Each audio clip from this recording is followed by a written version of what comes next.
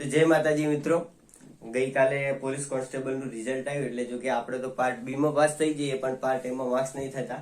એટલે તમને બી હું એવું કહેવા માંગુ કે જો તમને એમ લાગતું હોય કે આપણે તૈયારી કરીએ એ પ્રમાણે પેપર નથી આવ્યું અથવા તો તૈયારી કરી એ પ્રમાણે આપણે માર્ક્સ નહીં થતા, તો એમાં ઘણા બધા કારણો હોઈ શકે. જેમ કે મારું હું જ કહું તો હું પોતે પણ ગામડા વિસ્તારથી છું, બરોબર. તો ગામડા વિસ્તારના જે છોકરાઓ ને ફિઝિકલી ફિટ હોય, દોડ કૂદ આ બધી વસ્તુ એમના માટે ઈઝી હોય, એટલે સરકારને ખબર પડી ગઈ કે આ લોકો હે ને જે ફિઝિકલી ફિટ હે, મેન્ટલી નહીં, એટલે એમને જે પેપરનો જે સેટ હતો ને કે 100 માર્ક્સનો હતો એ 200 માર્ક્સનો કરી દીધો.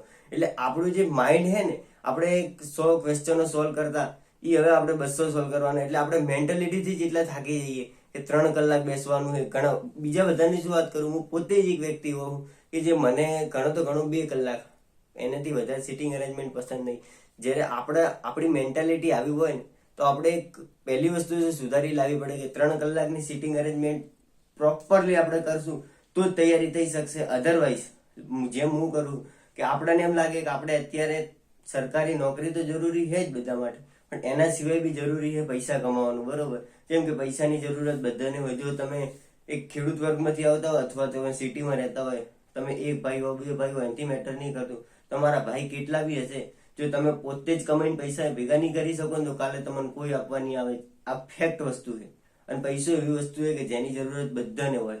અને જીવનમાં આત્મવિશ્વાસ જરૂરી છે, પણ આત્મવિશ્વાસ એટલો બી ના હોવો જોઈએ કે ઓવર કોન્ફિડન્સ. તમે એમ કહો કે ના અત્યારે નહીં થયું, આપણે 1 વર્ષ પાછા બેસી જઈએ અને આવતી વર્ષે ચોક્કસથી કરી લઈશું. તો આવી જ વાત 2022માં જયારે આપણે પોલીસની ભરતી આલી નતું થયું એટલે આપણે વિચારતા હતા કે ના કરી જ લઈશું. પણ આ વખતે પેપર આવ્યું, રિઝલ્ટ આવી ગયું એટલે ખ્યાલ આવી ગયો કે ના આપણે કરી શકશે એ વાત ફાઇનલ છે. પણ ક્યારે એ કેવું મુશ્કેલ છે, કેમ કે પદ્ધતિ બદલાતી જાય, આપણી જે તૈયારી છે એ કઈ રીતે કરવી આપણને એક્ઝેક્ટ ખ્યાલ નહીં. કેમ કે આપણે બુક્સ લઈને ઘરે વચવા બેસી જઈએ એ મેટર નહીં કરતું. કેમ કે એક અલગ જ લેવલ કોચિંગ ક્લાસ ચાલે, એ શિક્ષકો બધું મટીરિયલ ભેગું કરીને એ પોતાના રીતે પ્રોવાઈડ કરે છે. અને એટલા બધી માહિતી આલ્યા પછી બી જો કોચિંગ ક્લાસ વાળા છોકરા બી ઘણા બધા ફેલ થાય છે.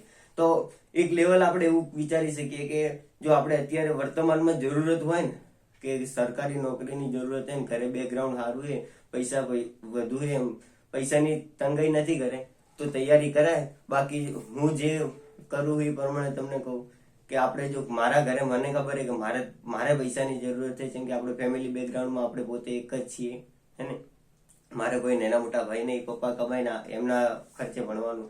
તો મારા જેમ જો તમે બી હો તો તમે શું કરી શકો કે તૈયારી છે ને એના માટે ડેઈલીનો એક અલગ સમય આલ દો કે 2 કલાક 3 કલાક જે આપણે ફોન યુઝ કરીએ ફોનને સાઈડમાં મૂકી અને તૈયારી ચાલુ કરી દઈએ, બરોબર. અને એના સિવાય આપણે જે સમય મળે એનું થોડું ઘણું કામ કરી લો કે જેનાથી તમે પૈસા કમાતા શીખી જાઓ. જો તમે પૈસા કમાતા નહીં શીખો ને તો અત્યારની સમયમાં એવું હશે કે ઘણા બધા એવા હશે જેમને મેરેજ બી નહીં કર્યા, ઘરની જિમ્મેદારી હશે, કોઈ મોટી બેન હશે તો એમને પરણાવવાની જિમ્મેદારી હશે તમારા માથે.